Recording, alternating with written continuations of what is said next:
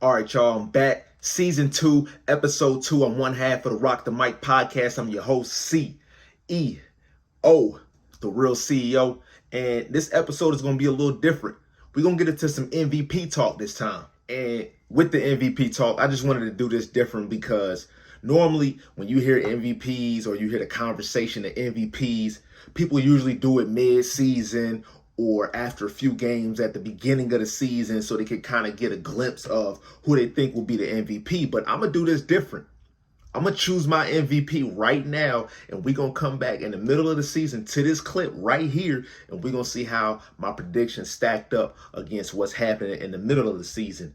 And then at the end of the season, when they do the end of season awards, we're going to come back to this same clip, and we're going to see if my predictions were correct. I'm also do the same thing for Sixth Man of the Year and Defensive Player of the Year. I may do an All-NBA first team. We'll see how I'm feeling. But for now, I'm going to start with the MVP. We're doing the MVP. What better way than start off with the reigning two-time MVP, Nikola Jokic.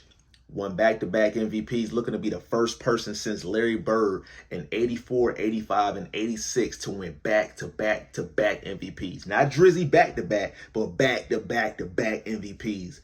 The Denver Nuggets were 51-31 last year, and Nikola Jokic had career highs in points per game, rebounds per game, and field goal percentage.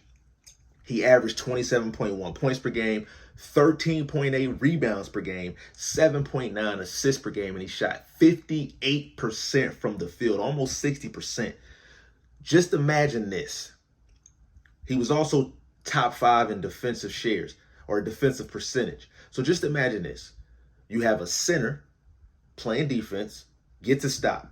And with that stop, he gets the rebound. With that rebound, he doesn't have to pass it to a guard because he pretty much is the guard. He comes down the court, runs the floor, sets up the play, and he either scores or he gets an assist. 60% of the time he's going to score, and then probably the other times he's going to get an assist. So almost every time the ball is in his hand, there's some kind of rebound and good offense, a defensive stop to a rebound and a good offensive play. That's the definition of an MVP. The problems I see with him winning an MVP are a few things. Number one is Jamal Murray. Jamal Murray is fully healthy now. Michael Porter Jr. is fully healthy now. And then you still have Aaron Gordon. You still have Jeff Green. Between those four people right there, that could be 60 to 65 points a game. And I just don't see him getting the opportunities. Not that he can't do it, but the opportunities to score as much as he did last year or to get as many rebounds as he did last year. Also, the NBA tends to show bias, and I'm going to give you an example. The 92-93 season, the Phoenix Suns were tied with the Knicks for the best record. So they did have the best record along with the Knicks, 60 wins. Charles Barkley ends up winning the MVP, 24 points and 12 rebounds per game, and he was obviously playing for the Suns that year. However, Jordan led the league in points per game, total field goals made, total field goals attempted, total steals per game, usage rating, efficiency rating, and a whole bunch of other statistical categories for the season. Charles Barkley led the NBA in no statistical category. No main statistical or other statistical category at all in the NBA. And the Bulls had 57 wins. The Suns had 60. So they were only 3 games behind the Suns. And I think that warranted Michael Jordan to win that MVP. However, I just feel like some bias was put into play because he would have been the first person after Larry Bird to get back-to-back-to-back MVPs. And I just don't think the NBA was ready to wash out Larry Bird's name at that particular time. Before that, you had Wilt Chamberlain and Bill Russell. They got it 3 times in a row. And then once Larry Bird got it, it was like, we kind of got that American hero, and they just not ready to wash out that name just yet. I think that'll hurt him. We shall see how that plays, but I think that's another key thing that may hurt him. Moving on to my next MVP candidate, DeMar DeRozan. DeMar DeRozan, for the most part, started off, and he ended still pretty well. He did average a career high in points per game, but at the beginning of the season with the 30-point games and how many he had over a span of so many games, it was just ridiculous. The Bulls were winning. They were top in the Eastern Conference, and then Lonzo Ball got hurt. Next thing you know, Alex Caruso got hurt, and the Bulls kind of plummeted. Zach LaVine got hurt a little bit. However, DeMar DeRozan played in 76 of those games. He averaged a career high in points per game, like I said earlier, 27.9 points per game. Almost 28 points per game on 50% shooting. He made his first All-Star appearance last season with the Bulls. That was his first one in 3 years since he was with the San Antonio Spurs. He didn't make any All-Stars on the San Antonio Spurs.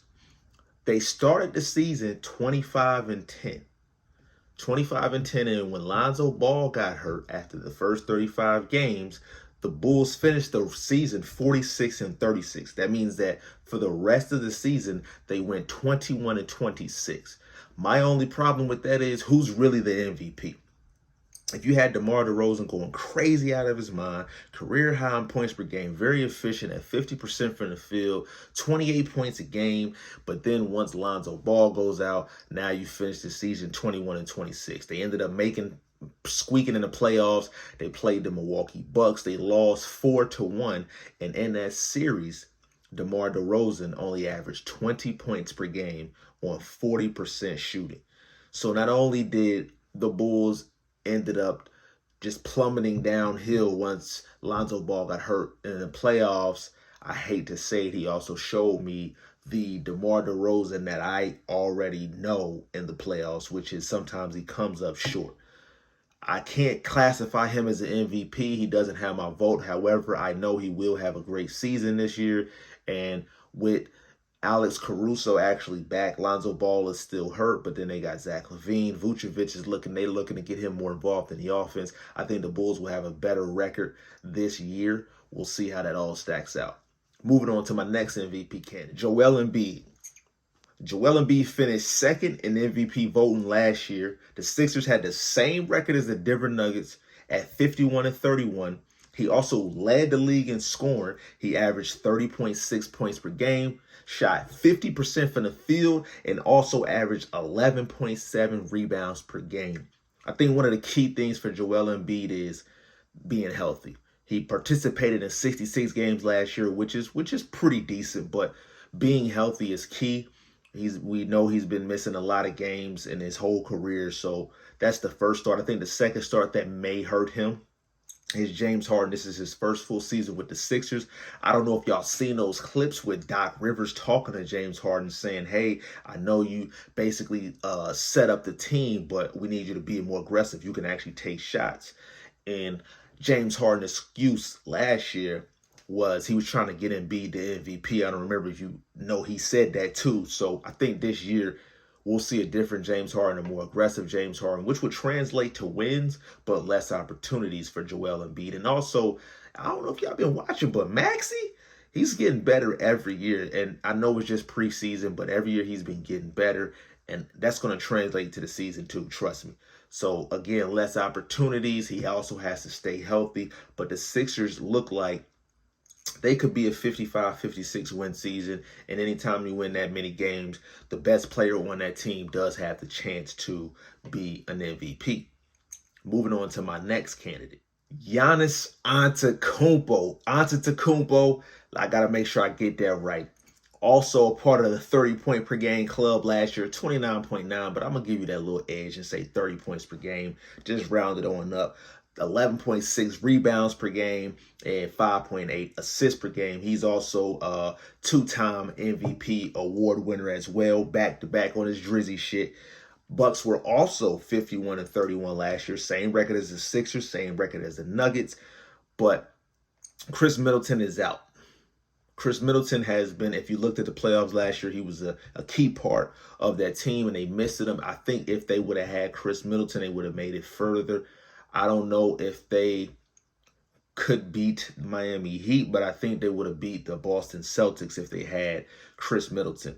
Giannis pretty much had to do everything, and Drew Holiday as well, but Giannis was putting up big numbers. I look for him to do the same thing this season, put up big numbers, especially at the start of the season. I don't think Chris Middleton is going to be missing too many games at the beginning of the season, but I think he's going to put up some big numbers. And then once Chris Middleton comes back, those numbers may change a little bit, not too much. He's an aggressive player. He's going to get his shots. He's going to get the rebound. He's going to go coast to coast. So he's good for at least 26 to 30 points per game, regardless of who's playing. I think it just comes down to a matter of how good are the Bucks going to be. If the Bucks are one of the top teams, we may look at Giannis getting the MVP again. If they aren't one of the top teams, it's going to be tougher for him to get that MVP. Y'all remember that little kid that was like, LeBron James, LeBron James? That's my next MVP candidate. Anytime you say LeBron James, that's just an MVP candidate regardless of what anybody else thinks. He averaged 30.3 points per game last year in his 19th season. Like, come on. One of the top scorers, actually, he was number 2 in scoring last year in his 19th season. Now, I say it again. The stigma of him passing up Kareem Abdul-Jabbar, being number 1 all time in points. And then if he averages a lot of points and the Lakers are somewhat decent and they make the playoffs, hopefully as one of the top 6 seeds and they don't have to be a play-in. If all that happens, he may be in the top 5 of MVP voting.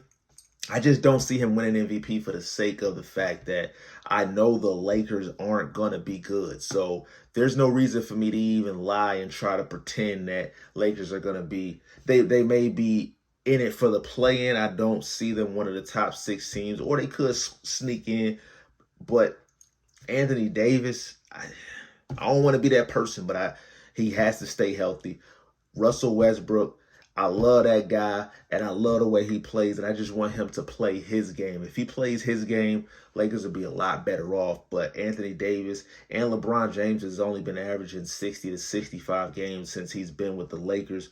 Maybe his older age is catching up to him, or maybe the fact that he has to do too much at that age, and that's catching up to him. But those 3 people have to be healthy. And if they are healthy, there's a better chance of LeBron James winning the MVP. And that would be crazy, to be fully honest with you. LeBron James in his 20th season in the MVP, past Kareem Abdul-Jabbar all time in points, one of the oldest players to ever get MVP.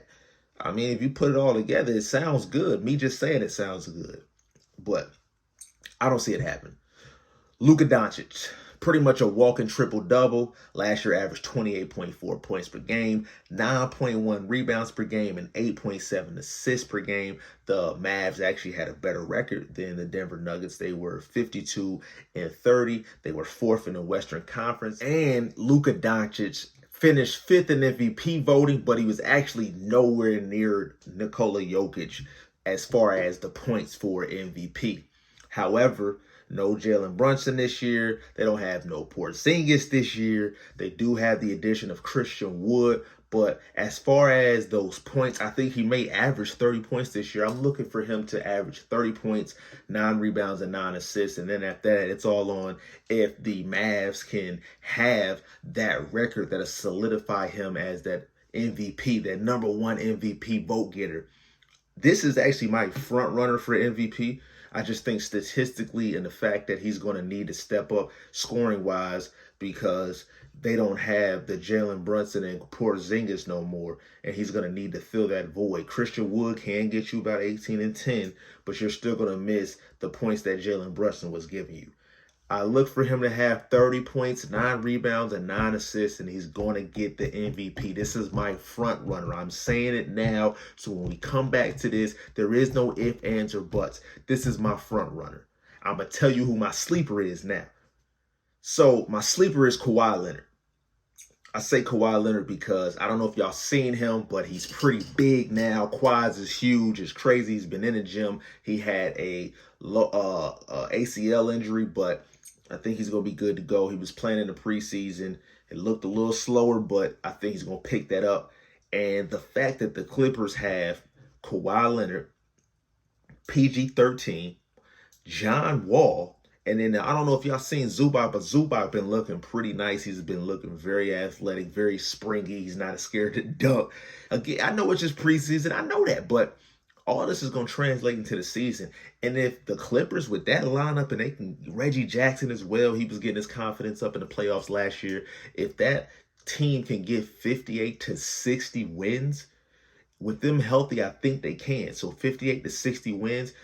Kawhi Leonard's career high in points per game was 27. So if he can just get in that 27 points, 8 rebound, 5 assist range, and the Clippers are 60 and 22, they're fully healthy for the playoffs. He shoots a good 50% from the field, maybe 38% from the three. We might be looking at that MVP. However, all that has to occur for him to win MVP. He has to stay fully healthy. So does John Wall and PG-13, and these guys have been getting hurt a lot. I just don't see that happening. Or at least if one of them gets hurt and the other two stay healthy and they can relatively keep the flow of the offense and keep winning games. But we'll just have to see. That is my sleeper. You heard it here first. I'm CEO. And this is Roc the Mic Podcast, Season 2, Episode 2. We out.